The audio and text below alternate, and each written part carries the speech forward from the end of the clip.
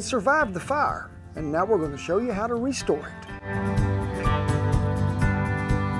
Hey, thank y'all for stopping by, and as probably some of y'all already know, we lost our house to a forest fire out there in New Mexico, and I had quite a bit of iron out there, and I mean, this thing burnt so fast and so hot, and when we was digging through the ashes and everything, because I knew what pieces I had out there and I wanted to find, some were on the top side of the house, some were in the garage, and they all fared about the same. Coffee pot, I mean, I don't know if it'll ever get used again, but I'm sure going to keep it in remembrance. I'm going to set it right down here out of the way. But it melted, let's see, can I get this? Melted this glass to this cast iron. Now this is the double-walled glass that was in the double oven there at the bottom. There was some pieces that just shattered. I mean, when I'd pick them up, they were just like this piece of glass. Cast iron was just shattered everywhere. That's a temperature I know has got to be over 1600 degrees. And some of the skillets, they didn't make it. Like, you can see the amount of warmth that filled skillet has on it. And it was in a drawer. And I'm not going to restore it. This is an old piece that's been a favorite of mine, been in the family a long time. It says Ward Way. It was made by Wagner for Montgomery Ward so many years ago. I think there might be a little warp to it, but not much. It's worth salvaging. This here is an old Griswold, and it looks like it is in pretty good shape, so we'll see if we can do it too. The Dutch ovens, like I say, they were in the garage. And I haven't even looked inside of these. I know. You haven't? No. I just want to look in this 12. There could be some biscuits in there that we didn't take out for all I know. Oh, come on now. There he goes. No biscuits, Shen, but you can see it's about the same. Now, it got so hot it warped the lid on this one, and I don't think it's going to make it. So that's one less project Kent's got to work on. I get this question a lot. You know, I found some cast iron, it went through a fire, maybe it was burned up in the garage, can I use it?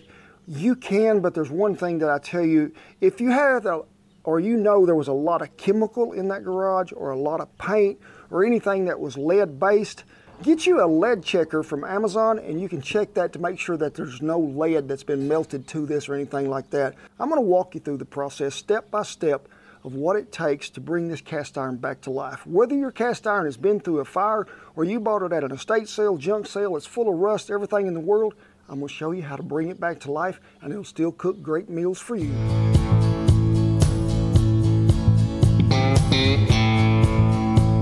Get your grinder ready to go. I put a new really heavy duty wire brush on my right angle grinder, and this is the quickest method that I know how to get rid of what's down there to where I can see what's really going on. It takes a little while and a little manpower to do it. It'll get most of that rust off the first time to where we can actually see what's happening.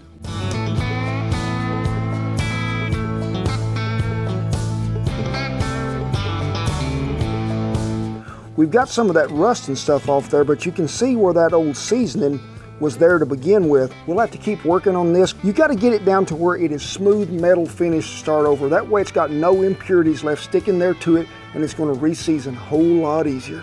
After cleaning this up a little, I noticed, and it sort of saddens my heart, there is a hairline crack right here. So I'll probably just end up hanging this piece after all. In the past, and y'all have heard me say it, you know, you got something that you just can't clean up, throw it in the fire.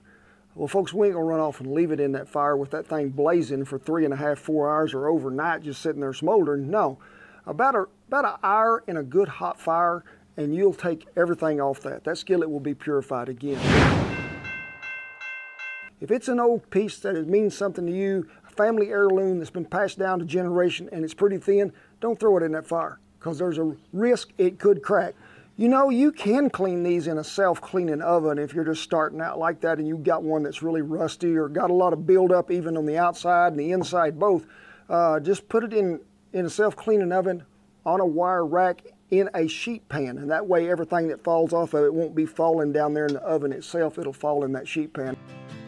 So we're going to get us a paddle wheel on there, which is really a polisher, but it too will get some of that rust and let me get deep down into the corners of that skillet or the edges of it down there at the bottom where the seam comes in.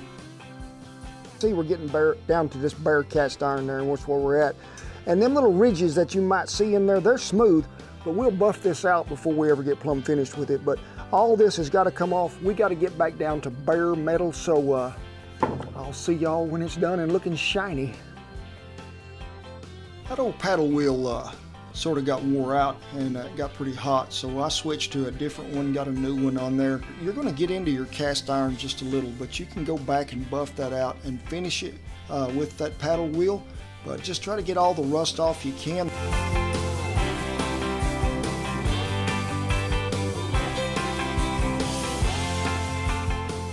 And just polish this thing down to where you could get it to where it's just as smooth as possible, no rust, no buildup, no nothing. And you can see there's a few scratch marks in there, but folks, them are not going to make any difference. They're not deep enough to do anything. Really, that will just adhere seasoning first to that spot. Well, run your fingers over there, make sure there ain't no humps, bumps, anything like that. I went back, just some 200 grit sandpaper and just sanded it just a little just to smooth it up and give it a little more polish and shine. Now, when you're grinding with one of these, and if you just sit there in one spot, sure, it's going to eat into that cast iron, especially if you tilt it up just a little to try to get in them nooks and crevices. And I wasn't paying a little attention. It got a little deep over here on one side, but I went back and polished all that out. So if you do that, just use a little less pressure when you're going back around on here and just get it smooth as possible. Or if it's not very much, just get you some 80 grit sandpaper and put on there. Just polish it back, you'll be good. I'm just doing a close-up here on the mustache. It's a lot of soot got in there and stuff that come off there. Yeah. Pretty nasty job. I'd recommend you're going to do this, wear a mask. I was pretty... Oh, that would have been a good idea. That's like what you call that? Hindsight. Yeah, when you're looking behind you. Now comes the most important part of the whole process. Begin to re-season, to build up that season to where this skillet will last forever. Now that we've got her all cleaned up there from the outside, let's take it in there, rinse it out with good hot water. We want to make sure we've got all that dust out of it. Then we're going to place it over there on a burner on medium heat. Get you a good soft rag that won't leave any lint in there, and let's get it good and dry. We're going to let this skillet heat up. You need to have preheated your oven to 400 degrees before you start this process. When it comes to a point to where you can barely just tap that skillet with your fingers and keep it on there, it's time to add a little grapeseed oil. And I'm going to use a little more the first time than I'll ever will again, but we want to make sure we get that bottom coated well, try to get it around them sides. We want to take us a good paper towel that's not going to leave any lint in there and get it around the bottom and the sides everywhere. We will do the inside and the out both. Make sure we don't leave any excess oil because that'll just puddle up and make a sticky, gummy mess. We're going to put it back on that burner after we've got that oil wiped around, and when you can see that smoking start to take place, turn that burner off, give it one more wipe around there. The reason I like to use grapeseed is because really it has a really high smoke point, but also it bonds to cast iron really well. Now I've used lard, I've used bacon grease, I've used avocado oil, but I always go back to grapeseed oil. Use flaxseed for a while, but overuse in time, you'll see flax begin to crack there as it goes across.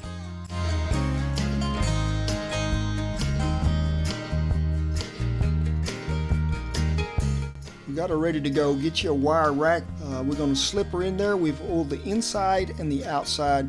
We're going to let it go for 1 hour. And then we're going to let it come to room temperature right there in that oven. When it's cool, we're going to drag it out, start this process again.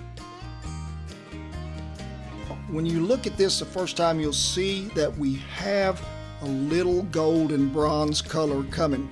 Be sure you buff it after you get it out of that oven when it's cool. That way things are always going to remain smooth.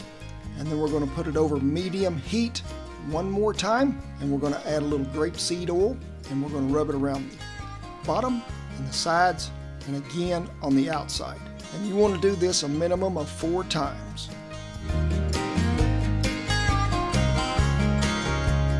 We're making progress, we are. 4 times we've been in and out of the oven. And say, we didn't turn solid black all at one time, but you can see it is gradually getting there. But there's a few points I think we need to go over because they're really important. Number one thing is, what condition is your cast iron in? Is it not too bad because you think you maybe could clean it up with a little coarse sea salt and a brush and a paper towel? If it's in a little worse shape that the salt won't take out, get you some 80 grit sandpaper on one of them little vibrating sanders, or you can even do it by hand.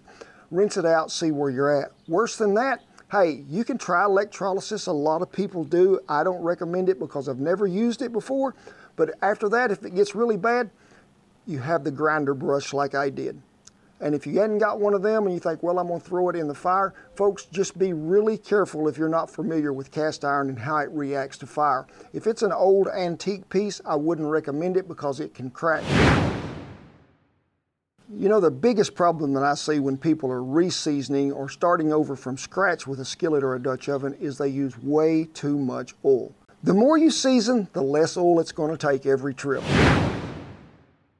And I think most of all, you need patience, because this is not going to come out of the oven the first trip solid black like black gold. No, even you see this one, not even after 4 trips. It may take 10 trips, 20 trips, but after 4 trips, you could use this. Now, I'm not talking about putting something in there acidic. I'm talking about frying some potatoes or frying some bacon in there, something that's got a grease base to it that's going to actually help that cast iron absorb more season while you're using it. You know, the biggest and best thing you can do after you've got this seasoned about 4 times is deep fry in it. Deep fry you some fried potatoes. I mean, put you some grease in there, get a pretty good level, get it to about 350 degrees, and when you're maintaining that temperature, you're automatically giving this skillet what it needs. It's getting to penetrate that iron and get more coatings on it. Hey, fry them taters, call me over, I'll be there. Well, you've got it seasoned 4 times. You've come out of that skillet. I told you you could use it. You've deep fried in it. Now let's do what we call re-seasoning every trip. You want to? And I'm not talking about putting it back in the oven. As soon as you get through cooking, wipe out any excess grease you have with a paper towel. Steam in hot water, clean it off. So when you've got that skillet on a burner and you reach down there and you can't put your finger on it no more, turn it off. Put a little dab of grapeseed in there. A good paper towel or a towel that don't leave any lint in there, wipe it around the bottom, the sides, and if you need to do the outside here, go ahead and do this. This is what you're going to do every time you cook in it. You don't have to use grapeseed oil. You can use avocado oil. You can use olive oil. You can even use bacon grease, lard. But if you do use bacon grease or lard, remember, if you don't use this every day, and say you put a lid on it, that will eventually turn rancid. I do prefer grapeseed oil, but you can go back and forth with any oil and you're not going to hurt it. Just remember that you've built that initial base up. Let's keep it that way. Now, if we hadn't helped you out and answered some of your questions on this deal, be sure and go back and check out our cast iron playlist, because folks, we have a lot of tutorials there that'll walk you through from buying to taking care to cooking in it. We have probably got it all covered in there for you. But be sure and go back and check out the Beagle video that we did last week with the Lincoln County Humane Society. You know, we had this campaign going to where all t-shirt sales and you could make donations to the Lincoln County Humane Society. And folks, we took them a check and it's all due to y'all. Over $52,000 was raised, and it's still coming in. So we appreciate you, each and every one. Go back and watch that video. I know the biggest be tail wagging up there in heaven to see you do it, but it is with pride, honor, and privilege that I tip my hat to all the servicemen and women and all the veterans that have kept that old flag flying. Rest of you, come on in here, get close. I'm not going to hit you with the skillet, but I might get close. You can restore cast iron if you take a little time and got some patience. God bless you each and every one, and I'll see you down the cast iron trail.